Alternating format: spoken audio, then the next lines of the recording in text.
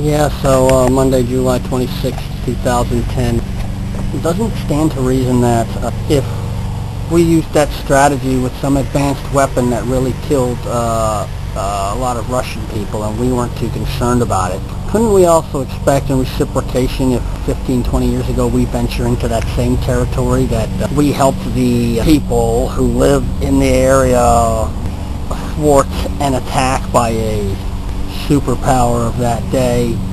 When we go into that area, if they somehow do the same thing, would that be a total surprise to us? Shouldn't we have expected something along those lines? I mean, I'm sure it's not just nakedly, blatantly, and flagrant like that, but of course, if such things, if Russian arms are showing up in the hands of Taliban, this has been now revealed to be the case per these 91,000 plus documents that were leaked by that Wikileaks. Wikileaks or Wikileaks? What, Wikileaks? Wikileaks. All of a sudden now there's a website called Wikileaks. Anyway, this WikiLeaks people have access to 91,000 documents. If it's from a leaker, that means this leaker has access to 91,000 documents. So who do you think that could be? Our list really narrows down, unless we want to consider that it's a whole bunch of people. This one, it would take 910 people to each leak 100 documents. So I find it interesting that with the change of command, the timing. I'm talking about the timing of events. You get the Rolling Stone interview, you get the change of command from McChrystal to Petraeus. Oh, before that, in February or so, no, it was like May, wasn't it? It was a few months ago. Everything seems like a long time ago now because so much happens in one day. But Petraeus goes to Capitol Hill again for one of those, briefings like he was galled and gored in public for in 2007 to, make a stunt out of him, turn him into General Petraeus, right? Remember that? He does the same kind of briefing in the same manner to the Congress, somewhere in between February and May.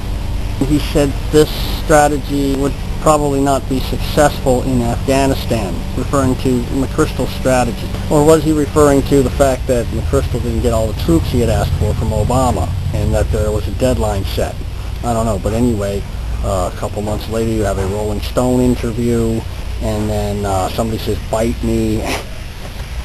One of McChrystal's, general staff members about Joe Biden, our esteemed vice president, and Joe didn't like that, I guess. No, that's not at all. See, that's what they want the common gossip to be, that the president and the vice president would take personal affront of candid statements by a general and just general name calling by little troopies. And that is the disguise. The underlying truth is probably somewhere more accurately that Petraeus was telling everybody that this was a very dangerous situation, in a way kind of calling out Obama, because why would a commander-in-chief sit there and think about the general's plan for a request for more troops, he would think about that for like close to 2 months and then not give him quite as many as he wanted. Why would he do that unless maybe he kind of wanted that general to be defeated, or that army to be defeated in that country? Actions speak louder than words. So let's move on. So these documents come from who? Somebody who has access to 91,000 of them. Someone who has access to 910 people who have access to 100 documents each. Okay, this came straight from the United States government. Okay, and going back to the timeline, Hillary Clinton visits Pakistan last week and hints that somebody knows where Osama bin Laden is. Why don't the Pakis say that they know where Osama bin Laden is? Because she thinks they know where Osama bin Laden is. Okay. Next thing you know, you got these leaks. All about Pakistan and Afghanistan. And have you noticed, as of late, that the Taliban is no longer called the Taliban?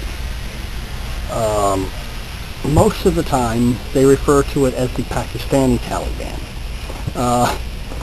Even if it's in Afghanistan, It's the Pakistani Taliban crossing the border. In other words, they're trying to say that it's not worth it for us to fight this war, that there is no Taliban anymore in Afghanistan. They are really all from Pakistan. And if we would only leave, then they would probably go back to Pakistan and everything would be okay. I think that is the new message that they might be trying to plug. Trying to get us out of Afghanistan because it is that the mission has changed. So a lot of people will tell you that the reason we went in there was to get Osama bin Laden, which is kind of ridiculous. You know, you got B-52s dropping bunker busters and daisy cutters to find one man, and somehow he still miraculously escapes on a moped with a one-legged mullah driving, okay? In a mountain range called Tora Bora that's getting bombed the crap out of, where they only have underground caves. Okay, so, yeah, well, the bottom line on that, the only thing to interpret is that he had a lot of help, and a lot of people are not going to sell him out because they love him, and they are all on the same program. They're behind their God. They believe their God's behind them. And there's a lot to be said for that kind of faith. It goes a long way. Little faith is, got a mustard seed worth of faith, you could turn the mountains upside down. That's what Jesus said. So, anyway, where was I going?